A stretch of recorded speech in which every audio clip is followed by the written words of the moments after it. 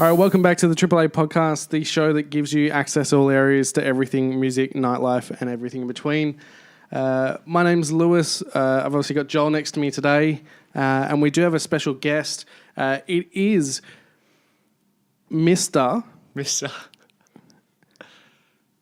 Hottest Perth Bachelor 2017. Come on. I knew that was it. Oh, my hat's come off.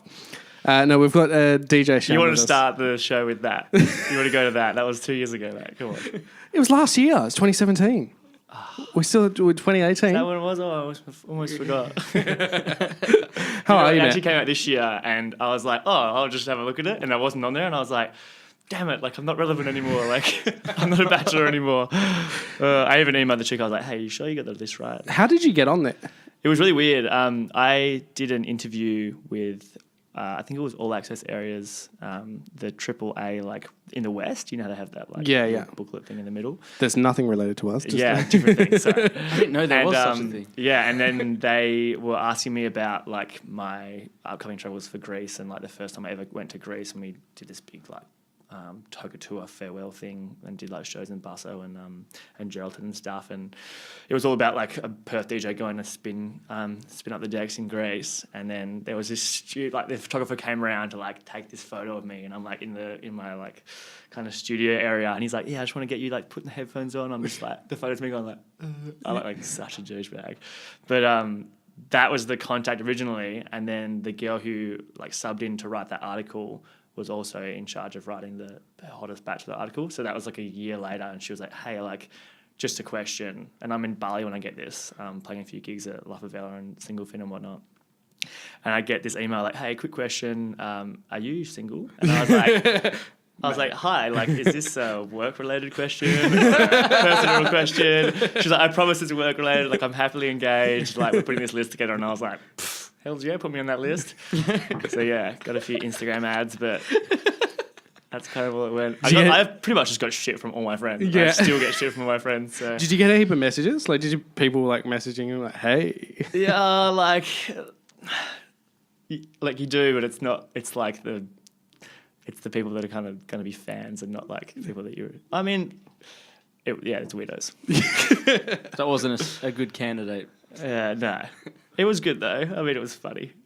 Yeah, it was I remember when that came out and going through it and being like, what the hell? Like, Yeah. And it's so funny because there's like all these like ex-Bachelor show like people that are on that, and like people that are like football players. And then the photo of me is like, it's like DJ Shann. I'm like, yeah.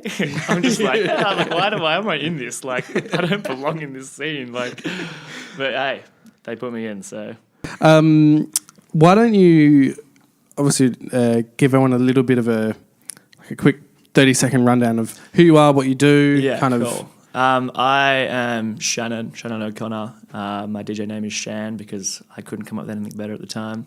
It was originally DJ S, and then I decided that probably wasn't the best idea because it would be like a festival lineup, and it would be like bands, and then I'd have all the bands, and it'd be like DJs, and then I'd have all the DJs, and I'd be like DJs, DJ S, that's me, I'm playing the festival. It was stupid, I was young. But yeah, so I started DJing at house parties when I was 18, back in like 2011, I think it was, and did heaps of like all the club nights back then, and then pretty much all the festivals that came through, we did like the local stages and the silent discos and stuff, and then went from that. And when it kind of got really big was when in 2015 I went and DJ'd in the Greek islands for 4 months, every single night at a bar there. Yeah, and then the clubs and the day parties, and it was full on. So I kind of came back from that, and then everyone was like, oh my god, like there's this DJ that's been DJing in Greece, and then in Perth it kind of blew up, and now I DJ full time, and I also run an entertainment agency and contract out a bunch of DJs. Oh, nice. So it really went like, because funny enough, we were talking about in the last episode about like DJ names was one of them, about how everyone kind of went from that. it was started off with like DJ everything, and then it went to like now it's just like just names. Yeah, I think it was DJ Shann originally, and like I still get called that. How long did you take to? Like, how long did you think long and hard about that, or? No, I didn't even think about it because I was DJ S back in the day. Yeah. And DJ S was killing it back in the day, doing these 18ths, man, like 18th every Friday, Saturday. And I was playing at Flawless nightclub, which was in Subiaco. Oh, wow. Yeah, and I was playing a night there, and I was talking to the promoter, and he was kind of like my mentor at the time. And I was learning a lot from him because he was running some really cool parties around Perth. And he was like, "Oh, what do you think about having like your DJ name is just Shan? Because everyone just knows you as Shan." And I was like, "Yeah, that's cool. We should do that." And then I think it just got like, if I could go back, I would change it now. Oh, maybe like because you build up such a name and such like everyone knows who you are from seeing you at all these different things, or like people come up to me like, "Oh man, you DJ my school ball," or like you DJ like my sister's wedding, like because I just do everything. Yeah. I always get people come up to me like that. And then if I was to then change my name now to something else and then have you would lose these that. people, like these people wouldn't see it on say for example, Ice Cream Factory's coming up and I'm playing a few sets at the different stages. They wouldn't see my name and know who it is if I changed it now. So yeah, because the name is a brand. Again, almost, yeah. Like the name is a brand. It's like Yeah. that name is associated with something. But the hard thing for me is because I do play everything and I do like, I've always just kind of been like, if they need a DJ and someone asks me, like I'm going to say yes and then figure out how to do it. And there's been situations where I've said yes to a show and it was like the B52s and Simple Minds at Kings Park, and I'm playing like before B52, which is like the guys who do Love Shack and stuff. And I'm like, so they book me on Wednesday, the show's on Friday or Saturday, and I'm like, cool, yeah, book it in. I'm like, oh my god, I'm supporting B52s, this is sick, and Simple Minds. And then I was like, what the hell do I play here? I like call my mum. I'm like, Mum, what do I play? And then I literally spent 3 days just like researching and figuring out what to play, and then like made a whole bunch of edits of music that was from that time but quantized, because obviously the music is like not to a click track back then. So I had to make edits so that it was, and then that way I could mix it in. And then I learned that, and the gig was cool. It wasn't like this amazing gig with like, I mean, when you're supporting artists, a lot of the time you're just like, if you're doing a good job, people don't notice you. So being there isn't like, it's awesome, but it's not like you don't get this amazing feeling from like, entertaining the crowd, because your work is more in like the setup for the main act. So playing it was not as amazing as people would think, but then having that like repertoire of like songs in my library has helped in the future. And every time I've done that for a different gig, I've got a whole bunch of new edits and a whole bunch of things, and they've all come together, and then I use those songs at other points in time. Do you believe that everything happens like for a reason? Do you believe everything happens for a reason? Yeah, just, not to get deep, no, but in the sense of like, obviously you did that gig, and obviously you've had that music, but then that music's then benefited you in the future. Yeah. Do you think that like it's kind of? I have friends who said no to that gig before I said yes, and that's why I got the contact through them. And I was just kind of like, why would you say no? Like I don't understand the idea of like saying no, unless you're an artist that has one genre and you want to just do that, which is fair enough. Yeah. But like I'm a DJ. I'm not like hardcore on the production train, and I'm not doing like. I'm not spending 30 hours a week in a studio trying to come up with beats. I'm DJing in clubs and bars and venues and whatnot. So because of that, like I just kind of always said yes, and that has led to so many cool things. The reason that I got the job in EOS in Greece was because I DJ'd someone's after ball, and when I sent all the emails to the bars in EOS, the guy who was running the bar, his little sister went to the after ball and was like, yeah, like DJ Shan was epic, like, and it's like, yeah, cool, why don't you just come DJ for 4 months straight in EOS from that like 4-hour gig? Just like, oh my god, it's so epic. It is, but it like we've talked at numerous times about like networking is. Yeah. Like I feel like we should start doing our own like merchandise and just have a shirt that says networking is key. Yeah, it is, man. And who you know is like 100% who it is. Yeah. Because there's so many opportunities where like, especially now that I run a DJ agency where people are like, we need a DJ for New Year's Eve, we need a DJ for this, we need a DJ for that. And I'm like, it's literally just like, cool, who am I going to get? And I look at my guys, and then if they're all busy, then I'm like, who have I been talking to lately? Who's on my? I go to my chat and see who's on my chat. Yeah. And if I see someone, I go, oh yeah, cool, that I can do it. So it's just networking is so important. It definitely is.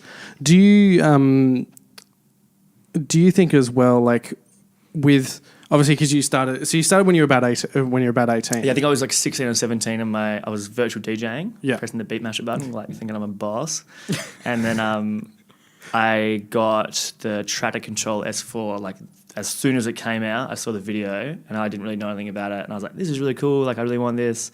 So I think like my dad chipped in for some of it for my birthday and I paid for some of it, and then I got it and I was like, oh my God, I don't understand this at all. And I just sat in my room for like 5 hours a night, just like, what is this button? Playing with it, yeah. Playing with like Ministry of Sound annuals back in the day. Just like, Good old Ministry. yeah. And then I went, the first party I did was a 17th birthday. And I rocked up and I bought my Mackie Thump 15-inch speakers and I was like, yeah, like I'm going to rock this party. And I got there and I was like, they're probably not going to want to listen to like Electro House all night. Like, what do we play? And then, yeah, that's when I was kind of like, oh, I got to play to the crowd. Oh, that was like... You can't just play like Ministry mashups. I can't just play like hook and sling bangers all night. Yeah. With some of those gigs you took on that you kind of were a bit underprepared, was there ever one that kind of stood out where you're like, I wish I did not do that one? I wouldn't say underprepared. I think like I would say yes to them and then prepare myself for them. Oh yeah. So that's not probably the best terminology, but like there has been situations where I'm like, maybe this isn't like the right thing to be doing here. And there was one gig where I was playing like drum and bass show, and I've made drum and bass mixes before, and it wasn't so much me being like, I'm not good enough at this. It was more me going there and watching the other DJs who were playing like on 4 decks and like just killing it. And I was just kind of like, whoa, this is like a way bigger monster than I thought it was. Yeah. But yeah, I mean, I still had an awesome time playing it. But yeah, I'm just trying to think if there's one where I've gone there and been like, this is why am I doing this? This doesn't make sense. Because yeah, I've literally done like an 8th birthday up to like an 80th birthday. So like, yeah, I've done the full range of ages. Do you have a preferred genre that you do go for?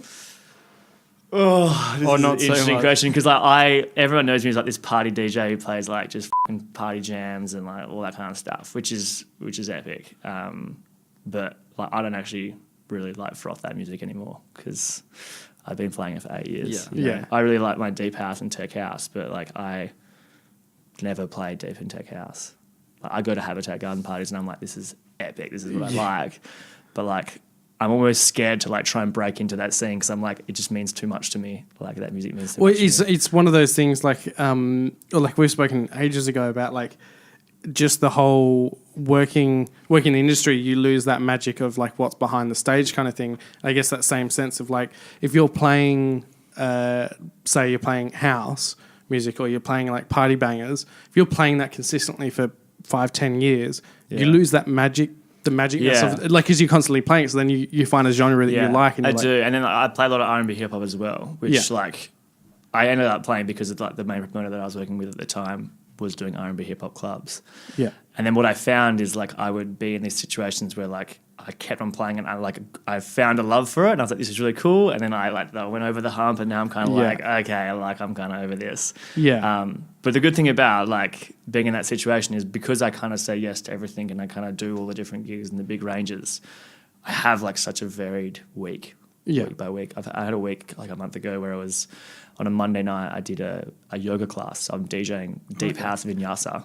And it's epic. I'm just like playing deep house and everyone's doing like these yoga poses. I'm just kind of like, this is it. Because it's not like some drunk girl asking for Fisher. It's like actually, I'm actually like transforming someone's like sober experience. They're not losing it. And I've done... Sorry. Oh, that was good. I like it. Not losing it. No, and I've done like a yoga festival where it's like 500 people and it was at Optus Stadium and there's like 500 people and I'm playing like ambient background music and I was like, this is so cool because it's like... Have you seen that beer yoga? Beer yoga. I did see that. And there's like goat yoga and there's all these different kinds They got a nude yoga as well. Of course you know about that. I love how they're like, yep, all right, we're gonna get this healthy thing. Yeah, and it's like really good, and then we're gonna be like, yep, all right, so we're gonna add alcohol to it, and then someone's like, no, we need to add like this as well. Yeah. But yeah, there's a lot of different variants with the yoga, and like I've actually been getting into yoga a lot in the last year or two. Yeah, I met a girl at a Habitat garden party actually, and she was saying she wanted to DJ, and I was saying I want to. And I knew that she was a yoga instructor. I was like, I really want to like learn how to do yoga or like do yoga. So then I would teach her how to DJ, and then she would like teach me how to yoga. Teach me how to yoga. Yeah, and then it was sick, right? And then like after a while, she learned how to DJ, and now she DJs all the time. Huh. And I mean, you don't really like learn how to do yoga and then stop doing it. You keep doing it. So like, I still go to yoga classes and stuff, and I really find that's a good way to like wind down after like a hectic week DJing. You need to make a remake. Teach me how to yoga. Yeah, God. I don't play R&B hip hop enough. I'll go add another banger in there. But yeah, so that the Monday was the yoga, and then the Tuesday was Melbourne Cup, and then so I did like a Melbourne Cup lunch thing, and then the Wednesday was club in the city from like midnight till 2 a.m. and it was just like R&B hip hop bangers. And then the Thursday was like a market stand in Scarborough, and it was like full like sunset vibes, like real my style, like tropical and fun.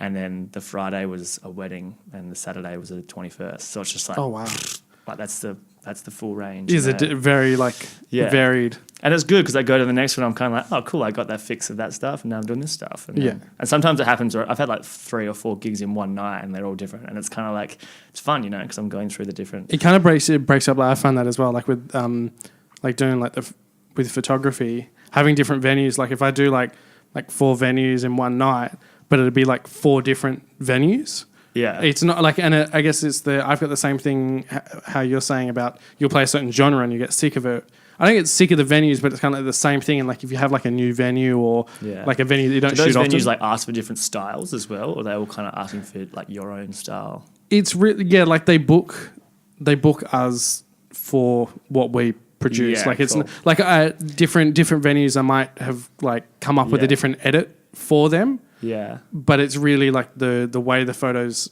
like taken and all that kind of stuff is generally. It's funny that you say that because like I have situations where people are like, oh cool, we want to book you, like come and play a set, and I'm like, cool, like what kind of vibe do you want? And like, oh, just do like you. I'm kind of like, I don't have like I don't have a me because I just do everything. So people know me for this. Someone comes to like a gig to see if I'd be good for their wedding, and I'm playing like deep house. It's like, this isn't a good indication for you as if I'm good at playing wedding bangers, you know? Yeah. So when people ask me like to play, I'm kind of like, cool, I can play. Like, what's your policy? Like, what's your music policy? What do you want to push out? Yeah. Yeah, it's funny how because I can kind of do the full range, I need to kind of. But they might know you just from. Yeah, they might know me from playing R&B hip hop. Which is the most common, R&B hip hop and just party bangers. And then sometimes what happens is like I'm so used to playing that and that working, and like because I've played so many times, and like when I did EOS, I did it for 4 years over the seasons. Yeah, and you're playing in a club for 6 hours every single night for 4 months straight. You get so much experience in like how a room works and like what songs do what to people, and when people aren't enjoying a song, to the point where like I know like very, very quickly into like mixing a song in whether I should mix it out or like keep it going. Yeah. And if it is working, what to go then, just reading the crowd. And like that's the kind of experience you don't get from, you know, just getting a mix out and being like, cool, I'm a DJ. I'm like, I'll bring my 50 friends down, they'll all love it. Like doing that so many times and playing so many different private events is where you get that experience. And then from that, it's got to the point now where like I will be at a venue playing and I can play, I'm pleasing the crowd. And I always kind of get scared sometimes to like play something that I really like. Because I'm like, I play it and I want to push this music onto these people, like this music that I really like. But then like I see that they're not enjoying it as much as like if I was playing like. Does that then give you like a I'm trying to think of the word, not like a dud, but like a dull moment, like when you play like a track and you're like really, really frothing it, and then you'll play it and they're like no reaction, and you're like, is this as good as I think it is, or like? I think it's a real shame because it's like my like love for the music that I really do like.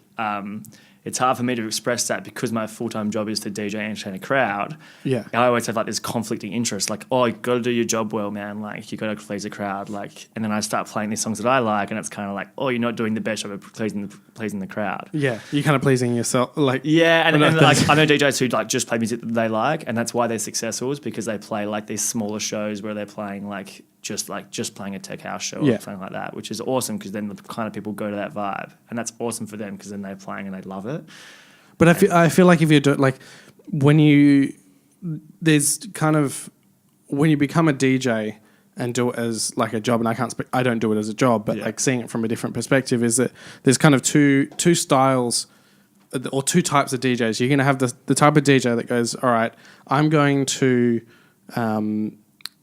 either produce or have songs written for me and have those as originals, and I'm going to play limited shows. But when these shows come out, it's kind of like it's like a more special thing because they're only playing a limited run of shows. They'll play small sets kind of thing, but they're branding it as that. But they might play one show a month or one show every 2 months. But then you've got the other side of DJs like yourselves that will play, categorized as a, I guess in brackets, party DJ, in the sense that you're not restricting it, not being like, all right, I've done 2 shows this week. That's it. Like I'm not. I don't want to restrict myself. And I have friends who have done that. I've got friends that like we would always play together back in the day when we were playing like all the festivals and stuff like that, and we would always have the best time together, right? And then I was just DJing and going through uni. I did like a double in radio and sound. Yeah.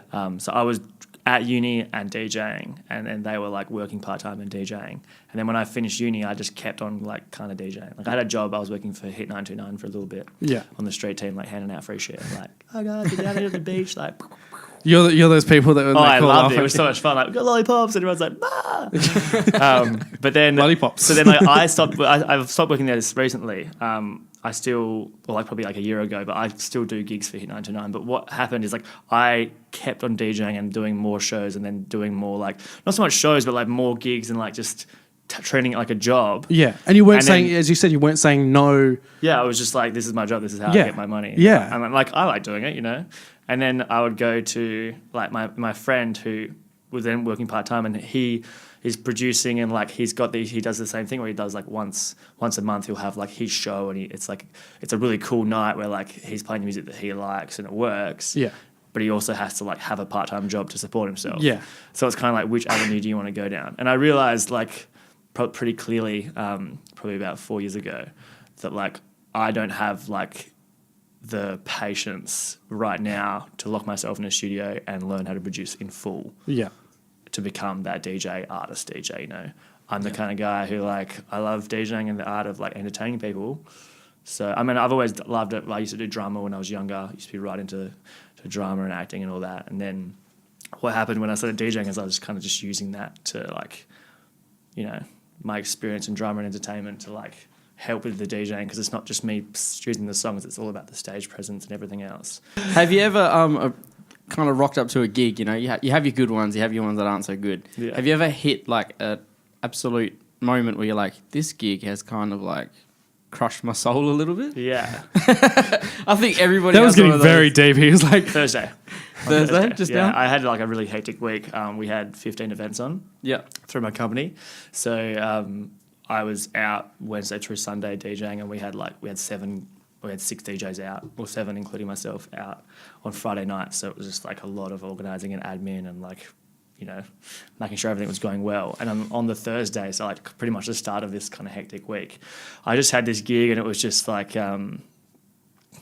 whenever someone like gets really like pissy about the music not being how they like it, they get really narky and like they really tell you about it, which is fine. You got to deal with that as a DJ. And like while there's 60 people on the dance floor all screaming the words to Backstreet Boys, and in my soul I'm kind of like, I've played this a million times, and yeah, it's fun, it's good times, but like it does crush my soul to play Backstreet Boys. Yeah. These people are screaming it, and then this person's going like, this music and shit, like blah blah blah. Yeah. And I'm kind of like, all right, cool, I understand. What kind of music would you like? And then like, I don't know, this one chick was just real, like just a real. have you had that as well? You have like everyone's dancing to it, and then they're like, they'll be you, whatever it may be, Backstreet Boys, and then you have someone be like, play this, like, all right, the one at the moment, and they're actually they're going to Origin. Is everyone wants Mo Bamba?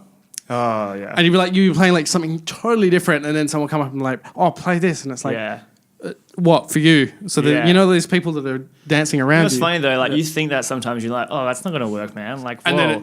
And then like sometimes like I had this at a wedding, like someone asked for Disturbed, and I was like, bro, we're at a wedding. Like, you want me to play some metal? Like, I don't even know if it's metal. Like, I don't really listen to that music in depth, but I had it on there from when I used to listen to Disturbed, like when I had it on my iPod like 8 years ago. So I'm like, I'm at a wedding. Like, if you can just get me like a thumbs up from the groom, I'll play Disturbed. But like, if not, probably not on the cards. Yeah. And then the groom's like, yeah, play it. So then I played it, and everyone went crazy, and I was like, oh, so it would work. Like, it does work. Like sometimes there's like this. People always like, do you take requests? And I'm kind of like, yeah, of course, because like I'm here to entertain you guys, and you're part of the group that is the guest group. So like, hell yeah, I take your requests. Like, my job is to entertain you or like the guests, and you're one of them. Do you do birthday requests? Yeah, and I have a little thing where I'm like, what up, party people? We got a birthday girl in the house. Make some noise for insert name here. And then I play In the Club by 50 Cent. Goes, go shorty, it's your birthday. But then like when it says shorty, I go Jessica, or like whoever it is. Everyone's like, Do you have when you do that people like, you find out that like it's every man and its dog's birthday? Yeah, every time. Yeah. Oh my God, it's my sister's birthday too. Oh, I've had It's my cousin's I used to fish. play every Sunday at a venue last year, and like every weekend it'd be someone's birthday. And then like as soon as I would announce it, there'd be like 4 of the people that were like, it's my birthday too. Yeah. And you were talking before about like people have requests. This has happened to me about 5 or 6 times. Someone comes up and like you always get like, hey man, play Mr. Brightside. Like everyone's gonna love it. I'm like, oh really? You reckon? Like, of course. Like it's actually my job to know that, and like I have it in my like I have a list of like 10 songs. It's like everyone will love it all the time. It's like Is that I Write Sins Not Tragedies as well? Yeah, like that kind of stuff, right? Everyone's like, oh, this kind of stuff when you play it, everyone goes like, ah! Yeah, that shit. And then what's happened before is like, wait. What's the folder name? Last Song Hype. Oh, I thought it Last was Song like, Hype. yeah. And I also have Last Song Slow, which is like Bleeding Love. And like, Do you have Daryl Braithwaite, the horses in there? Yeah, of course. I have a short edit of that only goes for 2 minutes that I made. Kick everyone out. So it's literally like, all right, cool, here's your last song, and now off. Yeah. Just a quick question on that one where like the chick came over. Yeah. Oh, do you have to go back to this? No. Just quickly. We've been over this before. It's generally the chick who grinds your nuts will normally be, not young, kind of middle age. Yeah, it's always the middle age. And if you're at a wedding, it's the bride or groom's auntie. Yeah, okay, that's pretty accurate. That's pretty accurate. Yeah, the function that I was doing, obviously I'm not going to name it, but it was a mainly middle-aged. Yeah. Workforce. And they'll just be standing there, more than likely pissed, and they're just not going to give But the problem is, like, cool, if you don't like the music that I'm playing, I understand that. And, like, if you want to tell me, fair enough. But, like, don't be rude about it. Don't be, a shit person. Because, like, I'm just trying to do my job at the end of the day. My job is to entertain everyone. And from what I'm seeing, I'm entertaining at least, like, 70% of the people that are here. Yeah. And, like, if you've got a function where you have people who are 20 up to 60... Yeah. There's no one song that's going to... Well, there probably is, but like... Select like few. You can't just entertain 100% of the guests 100% of the night. Yeah, exactly. It doesn't work like that. And it's not like you were like being like, oh, I'm always like super polite Yeah. because I'm like, I run a business. I want everyone to only have like positive things to say about me. So I'm going to always try and be like a nice person to everyone. You as yourself, you represent the business. The same with like anyone that goes out for you, they represent. And that's why like when I pick the DJs that I book out, I normally pick them based on their personality first. And then I go like, okay, cool, can they actually mix though? And again, then they go through. Again, we've talked about that. Like it's a recurring thing, and it's kind of like you can be the most talented person at whatever you're doing, like, but if you're like a to everyone, yeah. I've been trying not to swear this whole time. Oh, if you can bring out words like that, I'm just going to start swearing and be free. Yeah, no, you can swear on here. Like, perfect. Yeah, Can I put my hat on? You gonna tie it up though? I don't know. No, don't tie it. Don't tie it up. No, it's fine like that. This is me getting ready for Mariah Carey season, or like dealing with Mariah Carey season. Oh, Do you want to know the play count on All On for Christmas so far? Oh. And I've got like a tech house remix of it, and then I've got like a deep house remix of it, and then like a trap remix of it. Can you send them over this way? Sorry, man, they're not for sale. I don't want to hear. When was it? I was in the shop. I love it, man. Like, did you just spill water? No, I didn't. I was in the shops and I was like, it was in November, and they were playing. They were playing Christmas carols, and I'm like, so fuck. Put I'm the like, decorations out like in October. Like, it's just come on. Yeah, of course they were. Yeah, we get to like the 1st of January, and then people start cracking on about Easter because they'll start just selling. Easter will start coming out. God, if I buy them, they're gonna melt.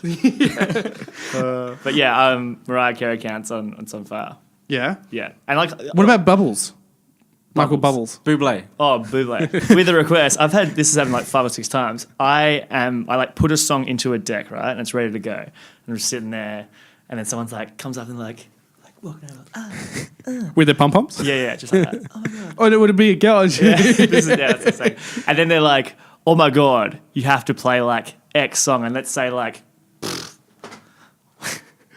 I was just trying to think of a good song, but like I can't think of any good songs right now. It's the hat. The hat. Mr. Brightside, right? Yeah. So like, oh my god, play Mr. Brightside, and I'm like, look at my deck, like it's already loaded in. I'm like, ready to go. I'm like, it's my job to read your mind, and I just did it. Like, so yeah, I just wanted to let you know that. So you can read mine. No. You're saying you can read. No, just if there's music in. Oh, so it's just a music. Yeah, it's not. You can't read our mind in general. We're gonna give you that. No, Like, you reckon? I can have this for the Christmas functions. all right.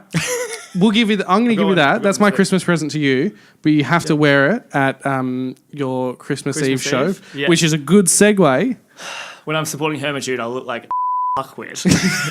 Hi, Hermitude, long fan of yours. I've loved you ever since you were born, and this is me being.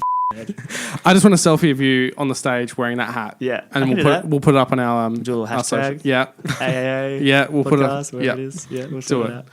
Cool. But yeah, I am playing before Hermitude on Christmas Eve at Ice Cream Factory, and that will be epic. Is pretty epic. I'm doing a few of the ice streams. We're doing Friday. The Friday, I think the day this comes out. This podcast, and the following Friday, the Christmas Eve, and I'm also doing the countdown set on New Year's Eve. Oh wow! So I'll be like, 10, 9. They've gone pretty hectic. It's like Ice Cream Factory are bringing some massive. Yeah, like they had pop-up laws this year with the pop-up the venues that they could only have 21 days. Yeah. So they're like, cool, we're going to do 14 shows in 21 days. And then just going to bring everyone. Yeah, and it's like, it's really cool, man. Like I love having like all these different things happening. And like last year the pop-ups did kind of like shit all over the venues in terms of like all the venues just were struggling because everyone was going to the pop-ups.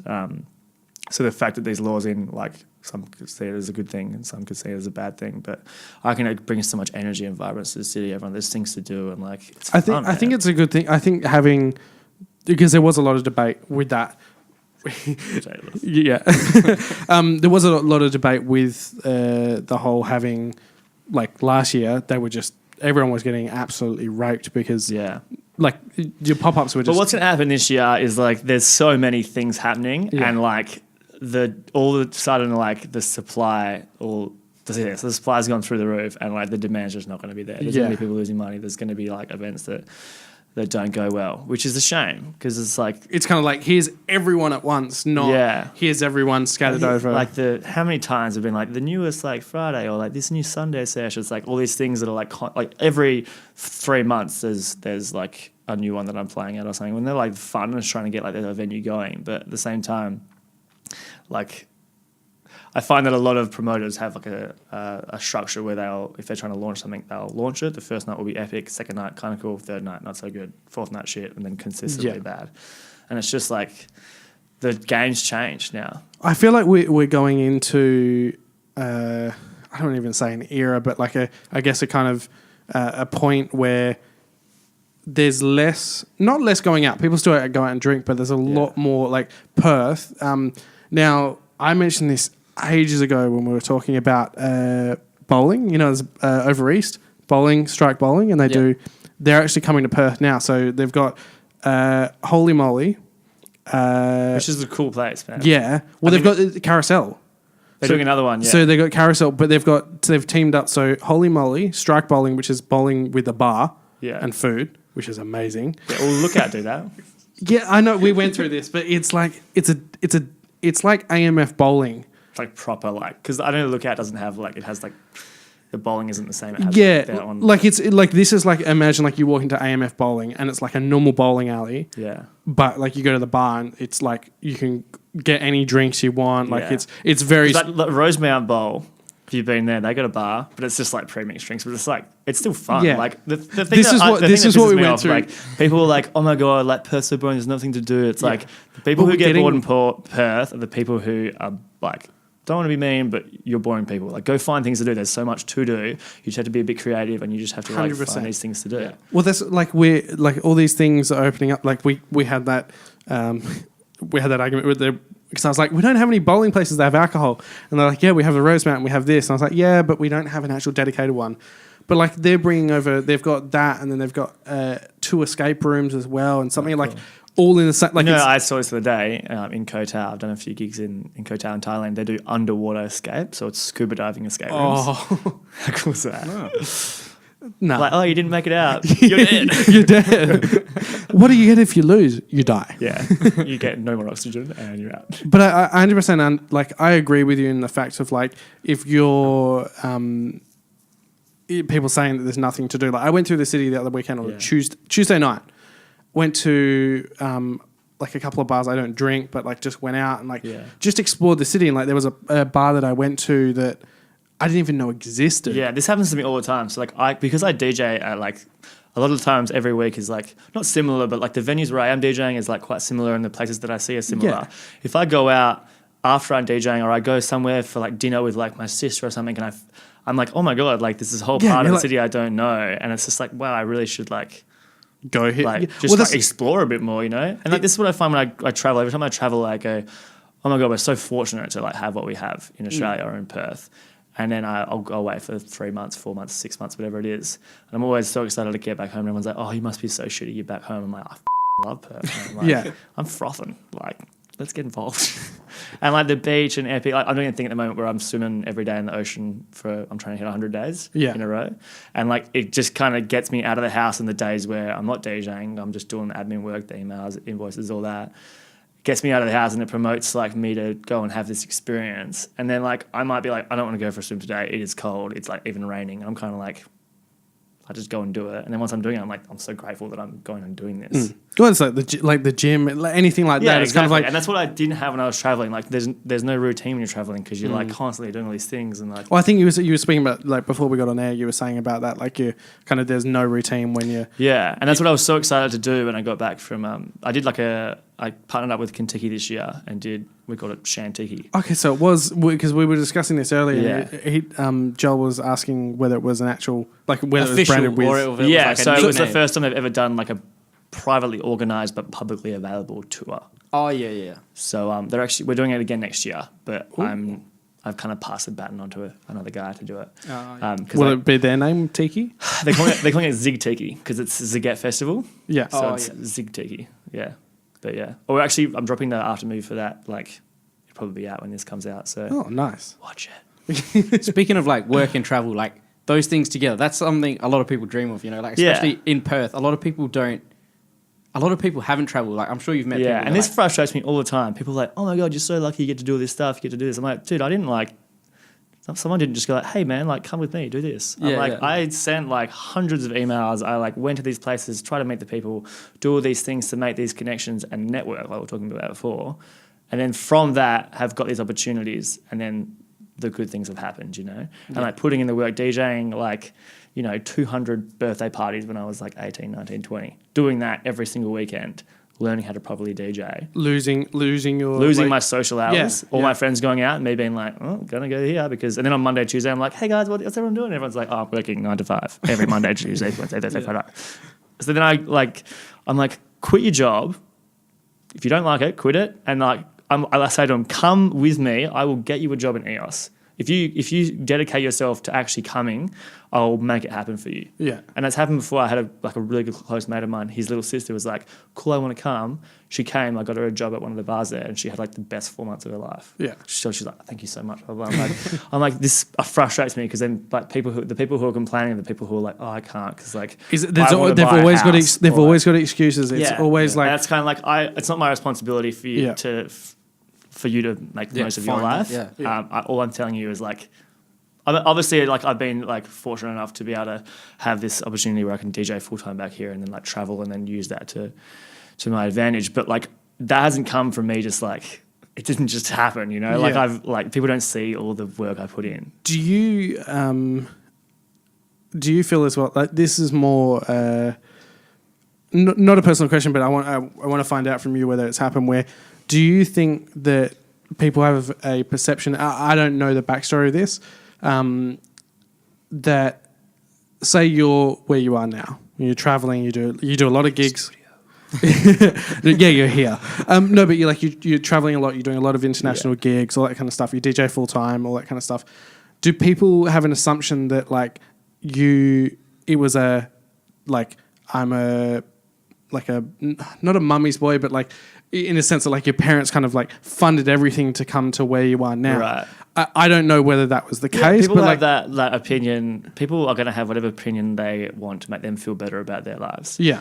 And like, I didn't go to EOS with my parents' money. I didn't go and DJ with my parents' money. Yeah. You know, fair enough, my dad did chip in for the first decks that I ever bought. Yeah. But then I would DJing like 18s for like $50 or $100 or $200. Then it kept on going higher. I was like, this is actually pretty sick. You're like, each one, you're like, this is sick. But then like, I'm like the one that's booking everything, you know? It's not just like...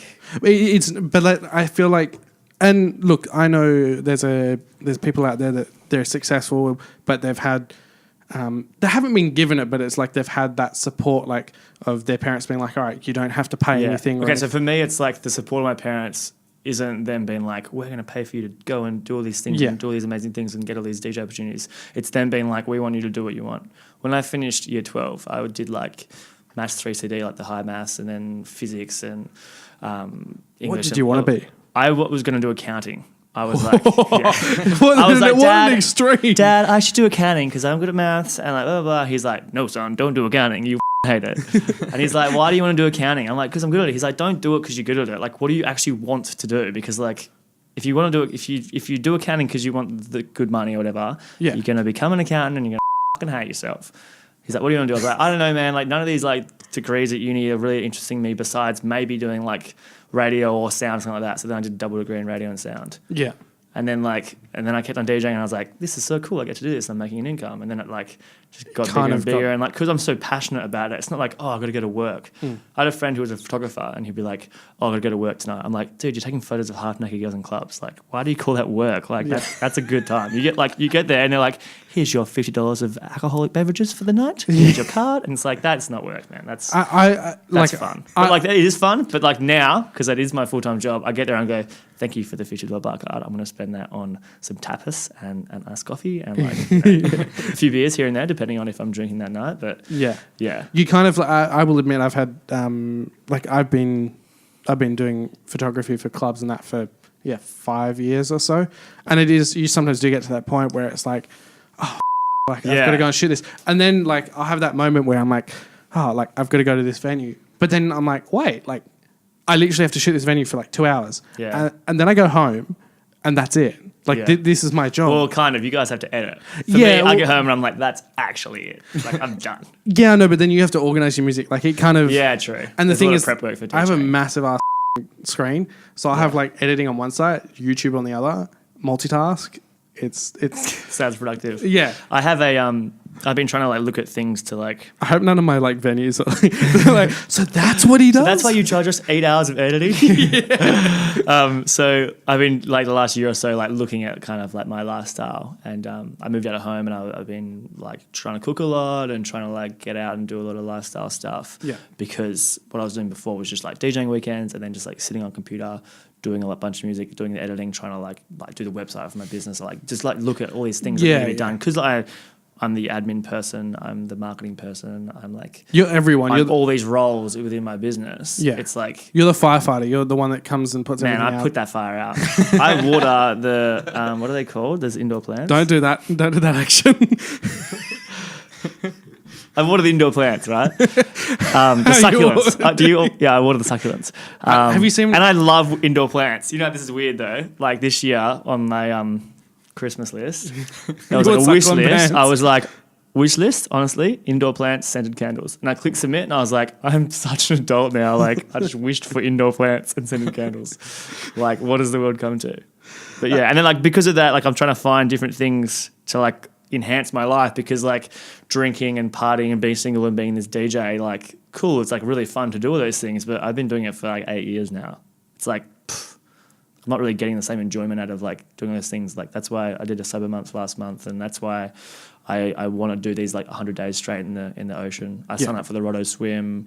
I do this thing where I don't sleep. My phone, I always put it outside of in my office, and I don't check it until I've gone for a swim in the morning. That's good. Like, it's kind I don't have my Facebook news feed on my laptop. I've got plug in so that it doesn't show up. So it's like I don't want to get distracted by all these things on social media. I want to actually like try and live a balanced lifestyle. Do you think is that been how recently have you started doing that?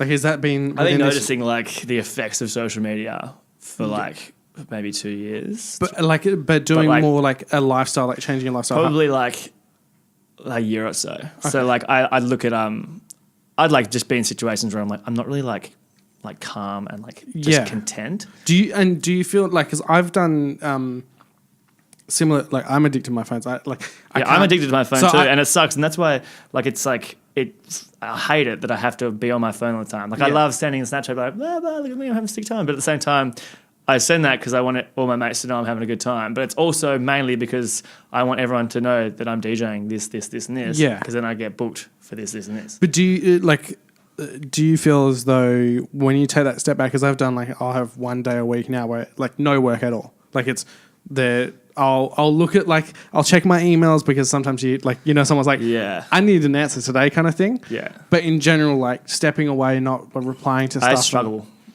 struggle hard unless I'm on holiday.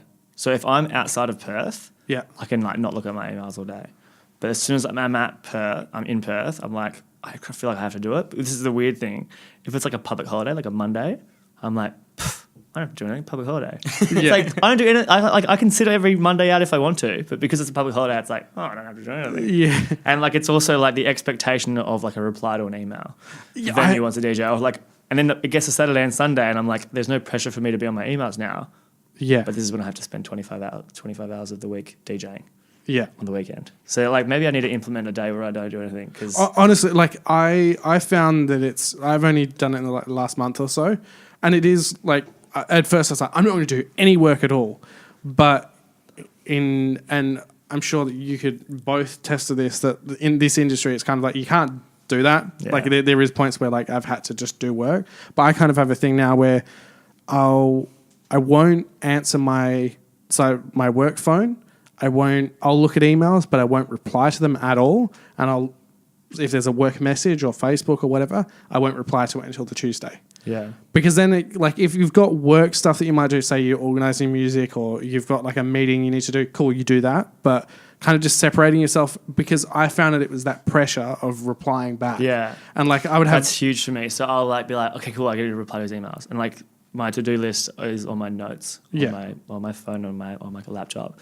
And I write down like on a Monday, it's always like pay my DJs, send out my invoices, do all these things, right? Yeah. And then I'll do the accounts and all that kind of stuff. And then like I get to my emails, I do all the replies to that, and then I start doing that. And then like someone would hit me up on Facebook and be like, hey man, like, and it's like sometimes it's social, sometimes it's work, and then sometimes it's this or that. And then like, Snapchat notification goes off. It's like, oh my God. And then I end up doing all these things. And then like happened today, I was updating my like logos and my branding and everything.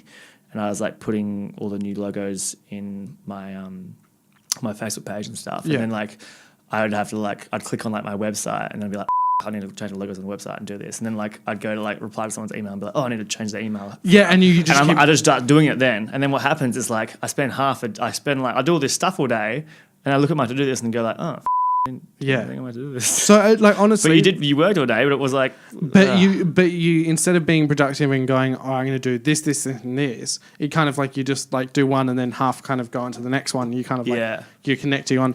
Honestly, try it. Like just try. Yeah, it's a week by week struggle for me. Yeah, it's like that Monday, Tuesday, Wednesday is like when I'm trying to do everything, and then like when it gets like Friday, it's like then I'm just DJing. But that's the same thing. Like mine is like Monday, Tuesday, Wednesday is in the office. And it's kind of like I've gone where like I actually send all my invoices out on a Sunday. So I do all of that Sunday night.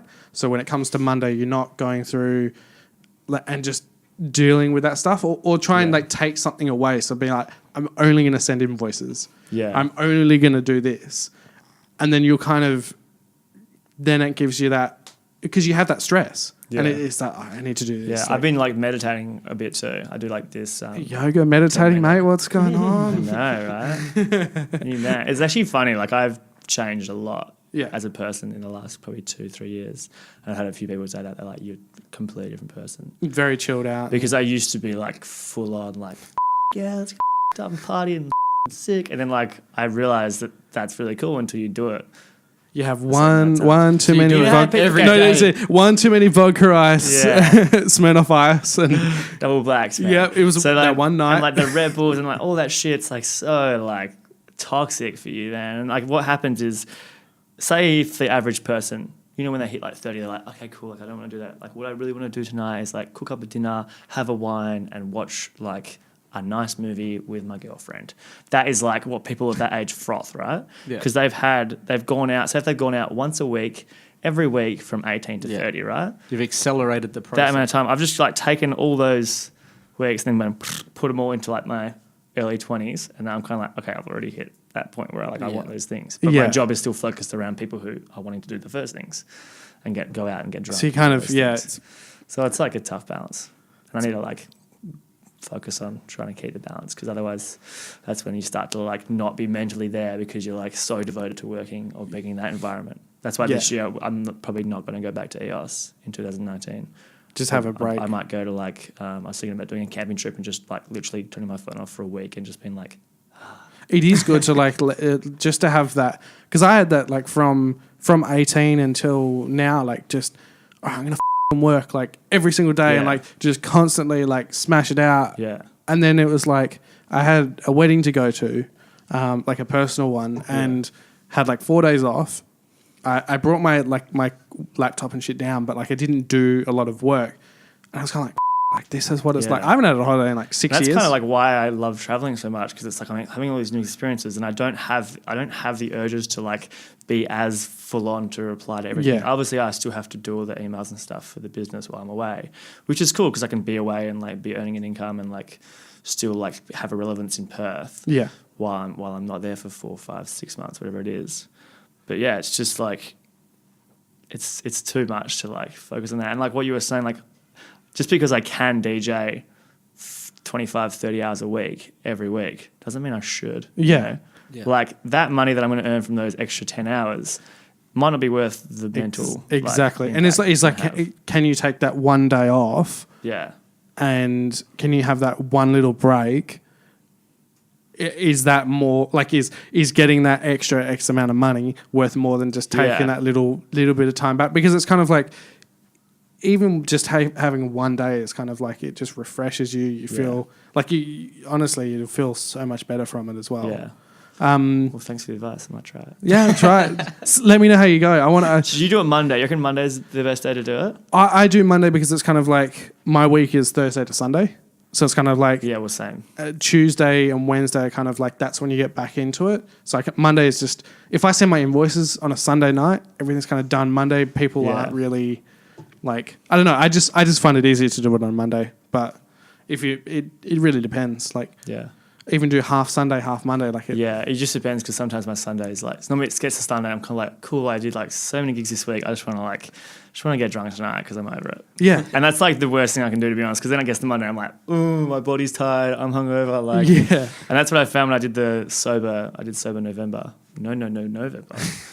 And I got so much shit done, man. I like put up the shelves in my garage. I like did all these things around the house and then like for the business and then for this and for that. And it's like I felt so good about that. Better than I felt from when I was like just drinking and getting a buzz from being drunk.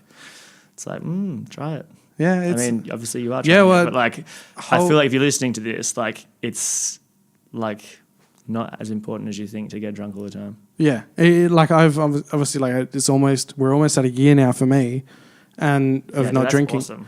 And it's kind of it's a like everyone gets like when you're 18, it's like let's get up, like And to me, it's kind of like, I don't need... Obviously, I work in the industry, so it's kind of like I see drunk people all the time. It puts you off. Yeah. Especially when you're dead cold sober and you're like, whoa. I'm not going to lie. I can't wait for next year and like I'm going to start drinking again. But like someone said to me the other day, there's an appreciation. You have an appreciation for drinking when you... So what I was missing is not the getting drunk. It was like having a beer at my mate's barbecue. Exactly. Or like when I went out in the city and kind of having a... just going to a pub and just being like, oh, let's just have one drink, go to this pub and then go to the next one. End up having coffee. Yeah. Like that was me. Like I went to a bar and got a coffee because I was like, well, what else am I going to drink kind of thing. And it's like, it was that social, not getting smashed, but just having that social aspect of, hey, let's go and get a drink today. Or, What I was doing when I had the sober month is me and my friend were just like getting mocktails or getting like lime sodas. Yeah. And everyone's like, cool, vodka lime soda. I'm like, no, sorry. Just lime soda. And then you've got a drink in your hand. Yeah. People don't know that you're not drinking. It's hard for me to like not tell people that I'm not drinking sober months because I'm like, I want to tell everyone everything, blah, blah, blah. Yeah. But like if you can resist from telling everyone, because like what you'll find is there's depending on where you're at, there's a crowd that will be like, oh my God, like, why are you not drinking? That's so lame. Yeah. And then there's the people that I don't want to hang out with. Then you have the people that are like, that's really good, man. I'm really happy for you. And you're like, cool, you're my homies. Like, Well, I you're get my friends because I like you guys. You guys are nice people. Like, I get that. They'll be like, oh, I haven't drunk for a year. You haven't drunk for yes, that's what I just said. I Yeah. haven't drunk for a year. Like they repeat what you said. I'm like, yes, Yeah. like it can be done. dude, it's awesome. Here's a big one. Go And on. I find this personally, and I've said it to other people before, and they think the same. Do you find it easier to drink a lot of alcohol when you're not in your hometown?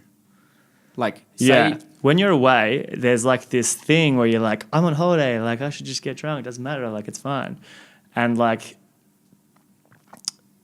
yeah, it's just. Do you think it's as well like? I think that's fine though, because you're on holiday, you're away from your work, you're trying to relax and unwind. So like drinking when you're on holiday, like going on a holiday and not drinking for me would be like, I don't really see like a massive point in that unless you're doing like this holiday where you're like going on hikes and like doing this really adventure stuff.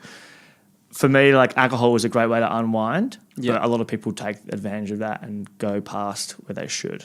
Do you think it's as well like when you get drunk when you're not? Because I won't get drunk at venues that I work at. Do you think it's like when you're not in Perth, it's not like you're being that watched? happens to me all the time. Like, I went to Canada and just like, I literally like a week before my friend was going, I was like, I should go with you because like I can just move these 2 gigs around, and they were just venues where I do the rosters. So I was like, I'm not like upsetting any clients or anything. It's just like different DJs for that night at the venue.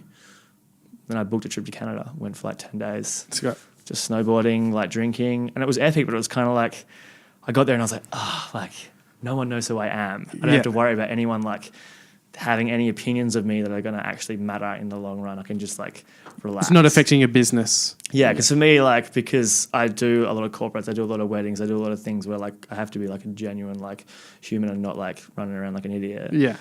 Then I feel like I can't like do that, and which is weird because like I used to when I was 18, 19, just like I used to get so smashed all the time. And now I've gone all corporate, and I'm like, I think you need but you need that phase though.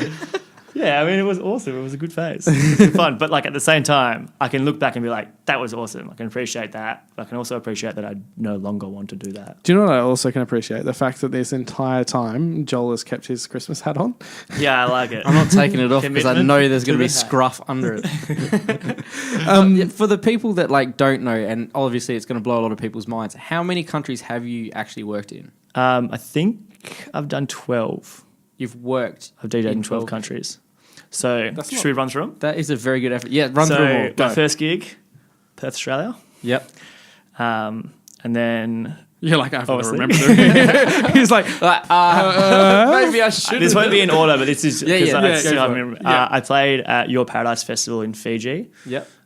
which is a really cool festival. I went there twice. I played there once. I played in Indonesia, Yep. Bali at Singlefin and La Favela.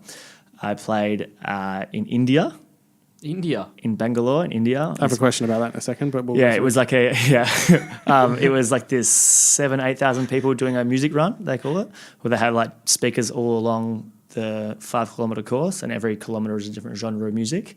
So you have like rock for a kilometer, and then Like you run. Red Bull Neon Run, sort of? Yeah, but like, so the music's there. I don't know if there's music in that one, but like the whole idea of it is like as you're running, there's different genres for each kilometer. wow. That's pretty bad. That's we actually pretty DJ'd like sick. the start shoot with the countdowns of like the waves going, and then they'd come back and we do a huge festival, and we DJ, and it's like glow sticks, and like they have so much energy because they're all like that. It's like the highlight of their month. You know, they're like, oh my god, and it's really cool vibes there, and there's so much energy. It was epic. Yeah. Do you want me to tell you the story? We'll keep it. Let's keep Okay, it going. yeah, And then that's what we India. say. Yep. So Australia, Fiji, Indonesia, India, the Philippines. Yep. In Manila, it was the same gig, the music run. It was just the one in the I Philippines. bet they were crazy there. Yeah, full on, hey. Like, I would get photos of them after, and they're like, yeah, everyone like it got real weird and fangirly, and it was just like, this is weird. Like, I'm just a bloke that DJs. Like, and they're all just like, Shan, Shan, Shan, Shan. I'm kind of like, what is happening? And the security guy's like, only one more photo, then he has to go. And I was kind of like, bro, like, I'm staying here for like an hour. Like, everybody gets a photo. Imagine if your name was DJ S. Oh, no, God. S.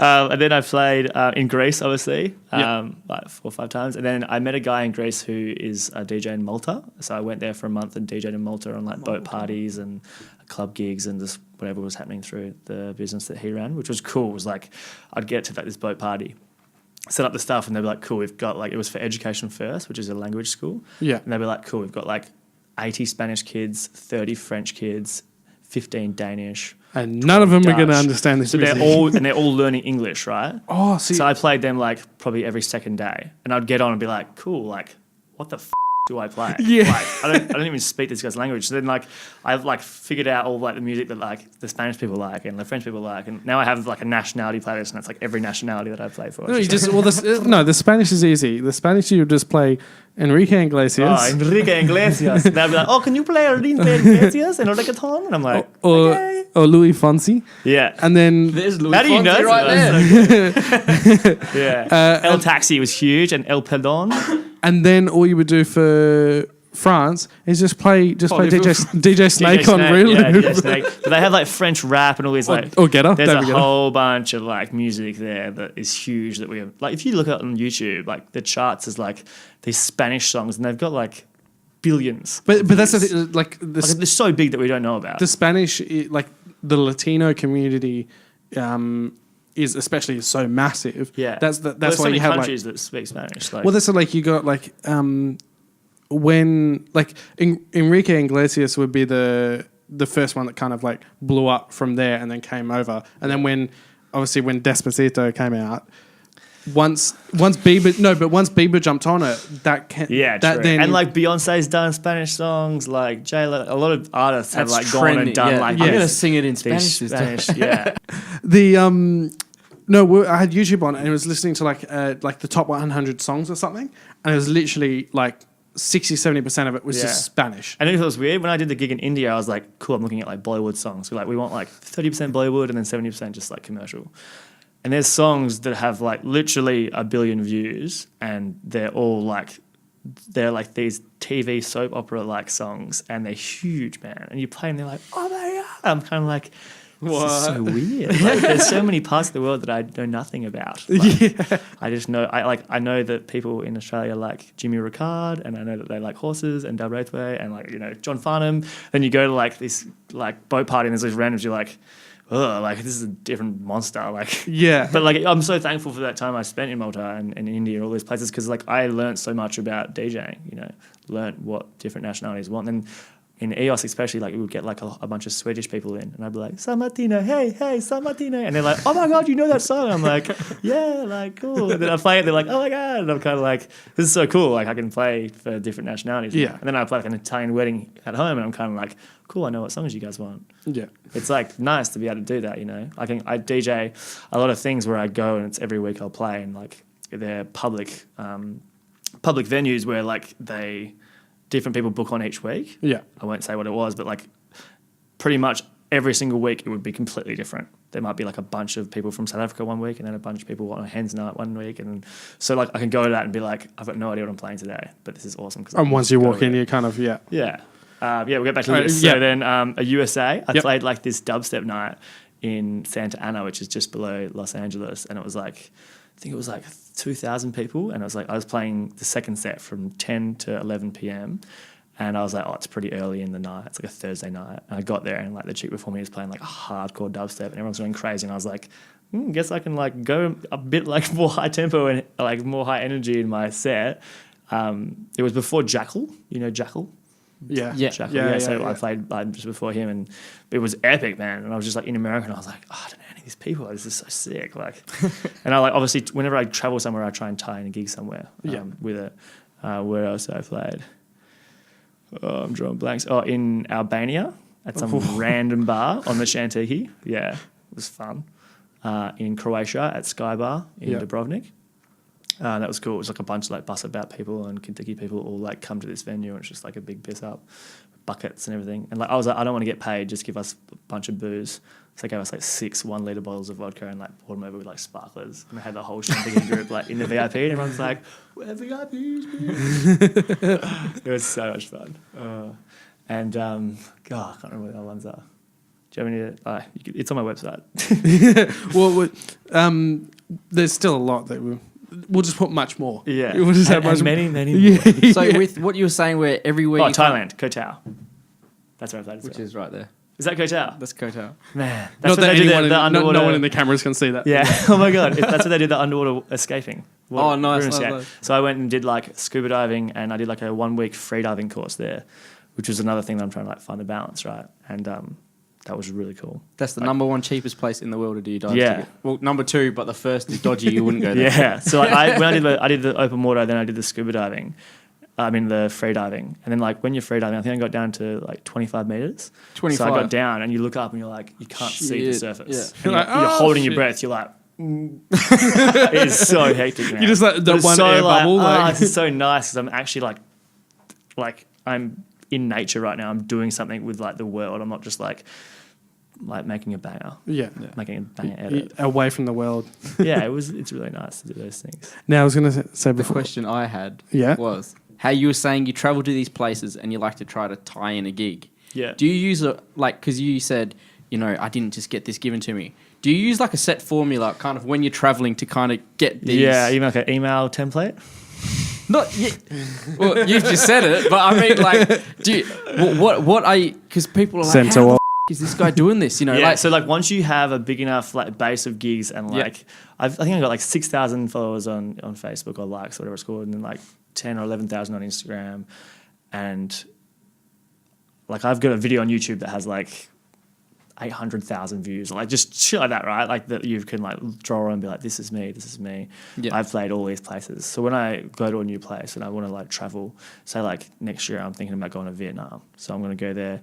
For me, like now I don't really want to like push like just DJing everywhere I travel. I want to kind of split up the two. But what I would do in the past is like I would go to that place, look at all the venues, and then be like, cool.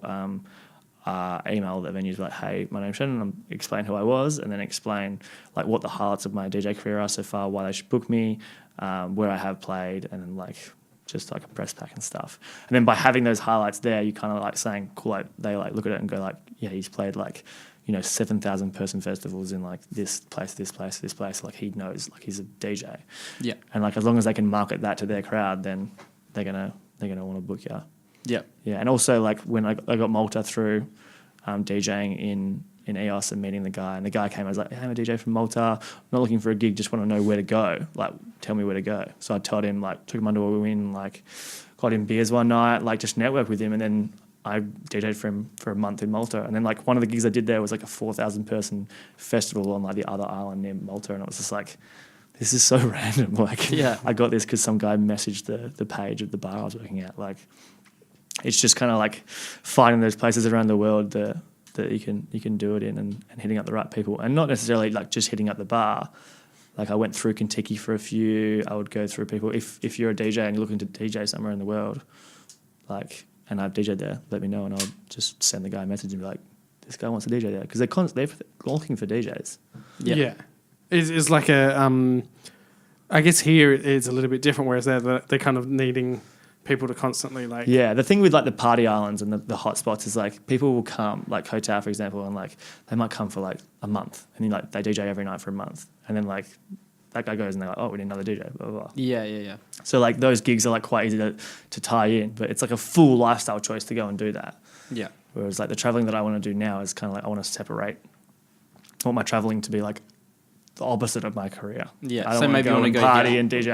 I want to go and like spill water. It's over pretty my much mixer. empty anyway. I don't want to like go party and get drunk and like DJ while I'm on holidays. Yeah. Although I've done that for so long, what I realized this year is like the things that I enjoyed most about doing like the SHANN II and stuff was like the actual like authenticity of like traveling to these places I haven't been to, the food, like Yeah. the atmosphere, the people, all those things. So I want to try and pursue those things as opposed to the DJing when I'm traveling now. Yeah. You had a story about India Yeah. So and an ankle. yeah,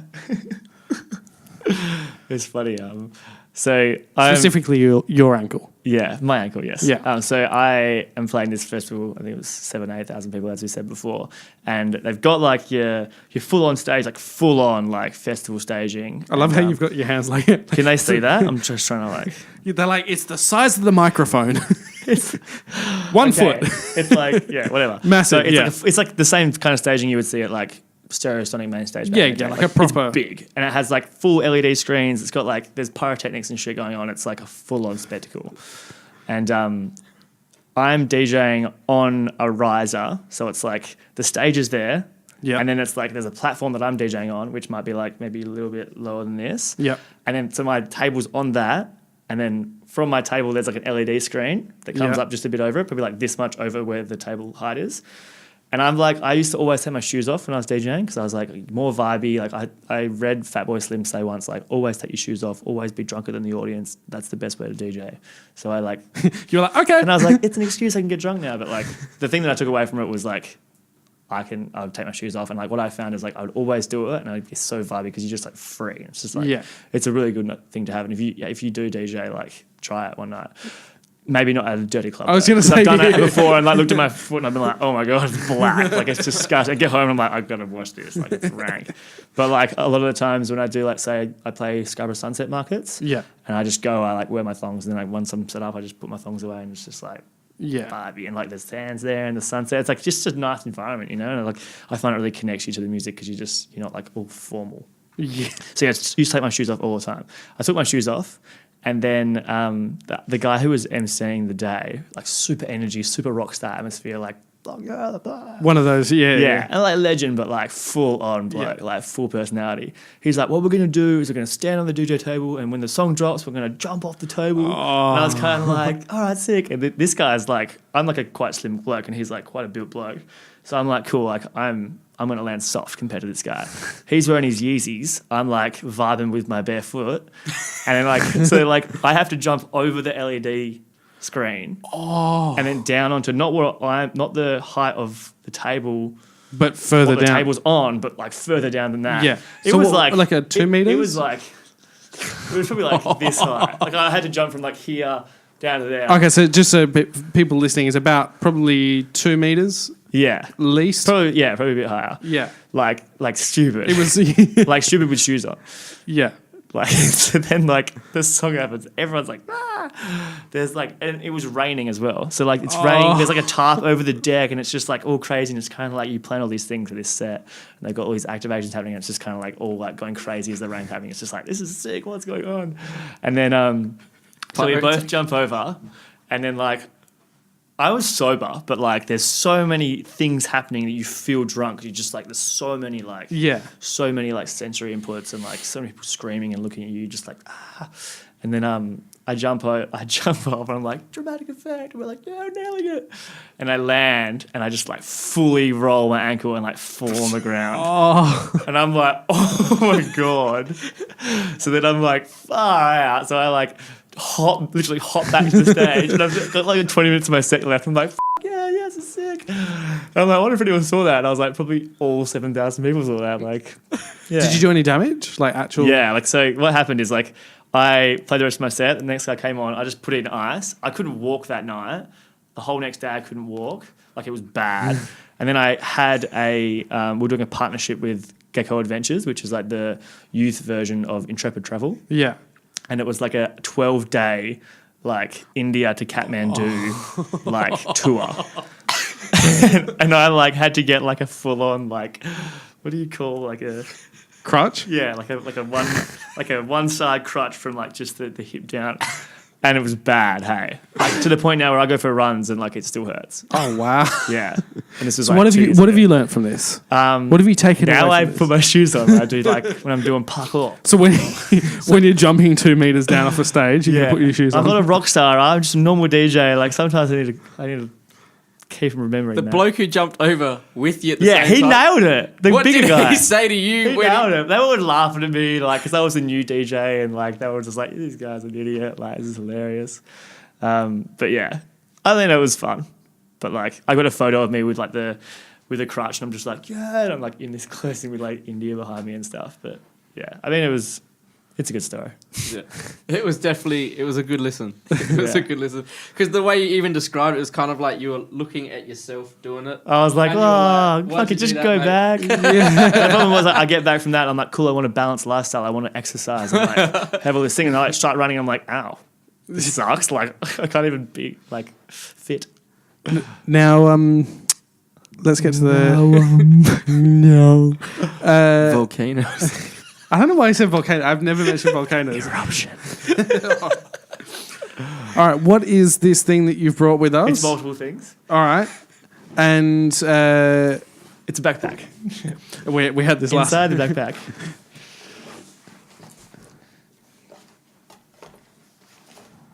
What's in the backpack? What's in the backpack today? Customized condoms. Oh my god! Oh, you're joking. When we were in EOS, I was I like, don't want. Hey, wait! I don't want the thought of. It's even got SoundCloud and Snapchat. Yeah, on do you the want back to of it. read it for us? Okay. You read SoundCloud and I read Snapchat. SoundCloud for your auditory pleasure during this special occasion. SoundCloud.com/DJ Shan. Yeah, and I had like a baby making mix on SoundCloud, and it was just like full cheese, like sex. So you had it set up for if someone was If to it goes visit that this. link, the first thing they see is like a baby making mix, and it was like it was all fun and games until you actually make a baby with a condom. And then Snapchat us your after sex selfie. at DJ Shan at And then this is the most important part. It says in tiny writing at the bottom, "This is strictly a promotional product." So what happened is this is the bar I was working at in EOS. Yeah. Do you want to hold it up so everyone can see? So that Yeah. So this is what we're dealing with, and what happened? That was upside down. Yeah. No, I was doing. Yeah. I mean, like it's just the colors. That's fine. But yeah, this is it. These are so cool. And what happened is that's like I want to take advantage of the fact that this island has like literally hundreds of people that come for 3 days. Every day there's a whole bunch. No. Choice of words. Come on. No. So like You brought us condoms. every and you single said day. No, come on, get your head out of the gutter. So every single day, a whole bunch of people rock up on Kentucky's and bus abouts and like doing their big like levers for the Europeans and that kind of stuff, right? They go crazy, and they might only be there for 3 nights, right? Yeah. So how do I like stand out from the crowd in terms of like a DJ and make them like follow me on Instagram or Snapchat, or like take advantage of the fact that there's so many people that are like witnessing me DJ over the 4-month period that like I can like then like turn them into followers and whatnot. So then what we did was we're like, let's get some condoms made up and we'll just throw them at people and be like, these free condoms, like safe sex, blah, blah, blah. And then what happened is the condom order place we went to in China was like, cool, your minimum order is 10,000. So we got 10,000 made, and it was like $2,000 or something, and we got them shipped over there. I went halvesies with the bar, and they finally came. It was 30 kilograms of condoms, like 2 massive boxes. And then like what we did is we had it in the storeroom, and then we would have like a bunch near the booth, and we'd just like throw them at people, like because we had so many, we were just like, this is hilarious, and then like blowing them up, and like it was just so much fun. And then what happened is like on the first night, a lot of the people who work like on the door or like kind of like as a promotion for the bars, they are on the door and they're like talking to girls all night and just like flirting hardcore. And then like they're the guys who are always like getting the girls because they're like just banter all the time. So then the first night they all had one and we're like, yeah, use it, blah, blah, blah. And then they all use it and they're fucking tiny. Like they're super they're super narrow. I was just going to say, like, I'm like just when I grabbed it, you can feel how like it's the legit ones will like, have look at like this. a size. no, but even just like the. I mean, they are like 4 years old, so you get a bit of that. But like they're hang on. really like they're quite small, and it's they're The Chinese. expiry date's 2020, so you can't be like they're 4 years old. Yeah, they are 4 years old. Yeah, no, but I'm saying that you can still use them for another couple of years. I wouldn't use these, man. Like, as it says there, it's a strictly promotional product. The last thing I want to think about when I'm having sex with someone is you. Oh, well, you get that. But then what would happen is like... it happens.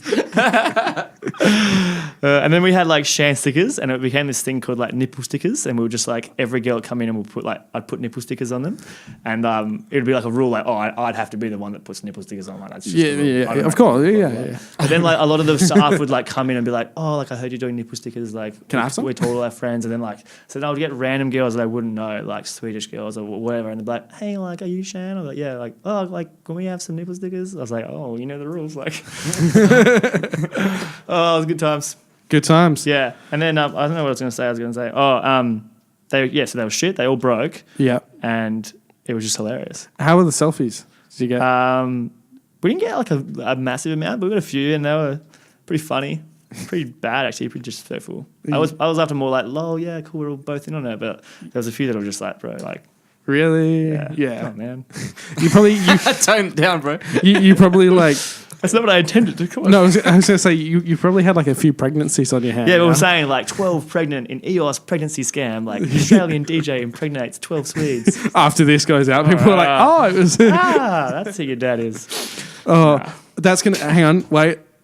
I know what you're gonna do with that. You're gonna use that. I've just that. No, that's gonna be the thing. It'll just be DJ impregnates 12 chicks while in Greece. But the thing is, like, we're looking at the old Shan, and now we've talked so much about the new lifestyle. Oh, we are. And This is the new. This is the new Shan. I was just bringing part of my past, so please don't judge me and paint me as a picture of this kind of guy, because I'm a new guy now. How many do you have left? Literally like a bag like this big. That's a good portion of the ones that are left. You got rid of a good amount. Well, like we had 10,000 and like they were all just in the storage, so we were just throwing them out. Yeah. Like, people like had a bucket at the door and was like, have a condom, have a condom, have a condom. Throw the bucket in Yeah. I remember there was one time where like we blew one up and there was like, it was quite early in the night. So then like there was no one in the bar yet. Because it was a shot bar, people would come in, do shots, leave. And like it was really like, I don't know if you've been to EOS, but it's kind of like there's so many bars and they're all like epic and the street in between's all like crazy and it's just a walking street. So like people don't stay in a bar all night. They like just go in between all the bars all night. So the door guy was like blowing one up and then like he was blowing it up and then it blew so big that he couldn't hold it anymore. And it blew off, went, and then as this chick opens the door, it comes down and lands on her shoulder, and she's like, "What is that?" Like starts crying, and we're just like peeing ourselves laughing. Oh my god, it was so. You should have got Shan written on them. You were thinking that, like trying to get Shan On written, the like actual as you put it on. It's and that costs more than that kind of money. like we didn't want to do that. Well, look, this has been a very interesting chat. We've gone from the old Shan to the new Shan. Yeah. Every Shan in between. All the Shans. All the DJs. Yeah, DJ S. Anything to add, Joel, before we finish up? No other questions? No? I think we covered everything. Yeah. Well, look, thank you for coming on. Thanks for having me. I appreciate it. It was very, very interesting. And yeah, I don't know. There was so much. I think we packed a lot in. Yeah, so. I've got so much to talk about, so many stories. Well, look, yeah, again, thank you for coming on. Obviously, check out Shan's got a lot of shows coming up. So we'll link his socials. Obviously, is in the actual video and obviously down the video so people can check her out, what you're playing. Yeah, cool. New Year's, you got Christmas coming up, so you got a heap of shows. Yeah. So Christmas thank you for Eve, that. New Year's Eve, all those bad boys. But thank you for listening to the AAA podcast, the show that gives you access to all areas to everything, music, nightlife, and everything in between. If you want to watch more videos, you can click up here. If you want to subscribe. Is that where it's going to be? Yeah, I hope it. No, I think we've done so many now. I've learned it's up here. And subscribe, click up here. Other than that, thank you for joining us and thank you for listening. Yeah.